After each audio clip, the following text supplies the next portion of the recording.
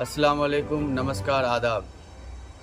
झिलझिली पंचायत के तमाम मतदाता साथियों, किसान भाइयों, मज़दूरों एवं तमाम झिलझिली पंचायत के वासियों, आप सब जानते हैं कल 29 नवंबर बरोज़ शुक्रवार को पैक्स का चुनाव होने वाला है। यानी पैक्स चेयरमैन के लिए आपको मतदान करना है।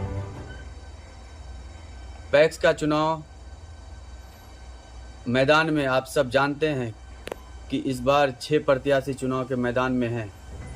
आप सब से मेरी गुजारिश है, आग्रह है कि इन 6 प्रत्याशियों में सबसे बेहतर, सबसे काबिल, सबसे लायक, जो शिक्षित हो, जो निडर हो करके आपकी समस्याओं को हल कर सके, आपके समस्याओं का समाधान निकाल सके, आप उनको अपना पैक्स अध्यक्ष, पैक्स चेयरमैन चुनिए। आप सब जानते हैं कि पैक्स चेयरमैन का जो काम है सिर्फ किसानों के हित में किया जाता है, लेकिन सच्चाई ये है कि बहुत सारे ऐसे लोग हैं पंचायत में जो पैक्स में धान नहीं बेचते हैं। सिर्फ कुछ ही किसान पैक्स में धान बेचते हैं। इनके अलावा भी आपको अगर कोई बड़े अस्पतालों में जाने की ज़रूरत होगी, पटना से दिल्ली तक किसी को बड़ी बीमारी हो जाती है, उनको इलाज की ज़रूरत होगी, या ब्लॉक कैंपस जाना है, आपको बीडीओ साहब के यहाँ पास जाना है, या सीओ साहब के पास जाना है, या थाना में कोई आपको काम पर जाएगा, तो उसके लिए भी आप सोचिए। आपके दुख मुसीबत में सबसे पहले कौन खड़ा होगा, कौन सक्षम है, कौन लायक है। पैक्स हटा दीजिए, क्योंकि धान सब किसान बेचते हैं नहीं पैक्स में, इसलिए पैक्स को एक साइड में रखिए।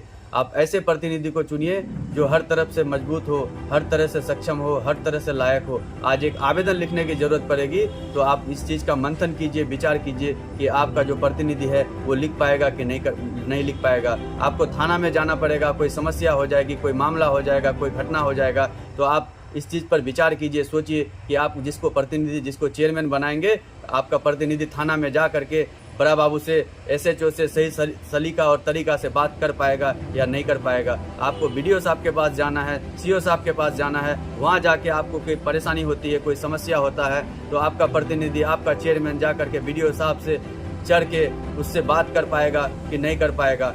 इस चीज़ को आपको मंथन करना है, सोचना पड़ेगा, समझना पड़ेगा।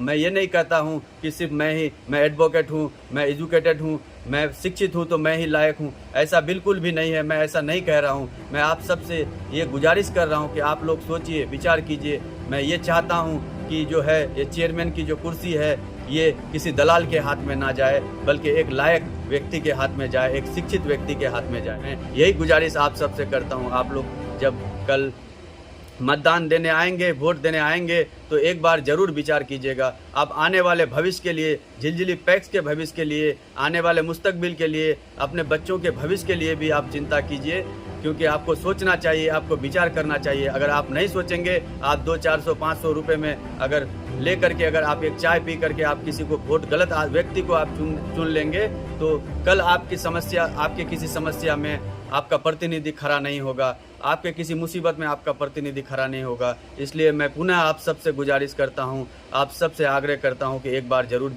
विचार कीजिए। जो विरोधी प्रत्याशी हैं वो जो है मतदाताओं के बीच जा कर के जो भ्रम फैला रहे हैं कि आसिफ क्यों नहीं डायरेक्ट चुनाव लड़ रहा है, वो क्यों नहीं नॉमिनेशन दे रहा है, मैं आप सबको बता देता हूँ कि मैं प्रबंधक हूँ, इसलिए मेरा नामांकन नहीं होगा। मैं जब तक कोई नया चेयरमैन नहीं बन जाता, और झिलझिली पैक्स का जो भी कागजात, जो भी पेपर है, जो भी दस्तावेज है, नए चेयरमैन को जब तक मैं सुपुर्द नहीं कर दूंगा, तब तक मैं चुनाव नहीं लड़ पाऊंगा। उसमें मेरा वोटर लिस्ट में ये स्पष्ट रूप से लिख दिया गया है विभाग की तरफ से, सहकारिता विभाग, जो पैक्स जिस विभाग में काम करता है वो सहकारिता विभाग है, इस विभाग के द्वारा स्पष्ट रूप से लिख दिया गया है। इसलिए मैंने अपनी पत्नी का नॉमिनेशन कराया है, और वो एक महिला है। आप सब जानते हैं महिलाओं को भी बिहार सरकार ने बराबरी का अधिकार दिया है, और हदीस में भी ये चीज़ है कि महिलाओं को भी बराबर का अधिकार मिलना चाहिए। और आप सब एक चीज़ जान लीजिए कि आज झिलझिली का मुखिया कौन है। झिलझिली का मुखिया एक महिला है, निशात अफजा महिला मुखिया है, और उनका प्रतिनिधित्व आफाक साहब कर रहे हैं। इसमें बुराई क्या है? और आप सब ये भी जानते हैं कि जो सरपंच है, सरपंच भी महिला है, लेकिन उनका प्रतिनिधित्व इस्लाम साहब करते हैं। तो इसमें कोई बुराई नहीं है। हम महिला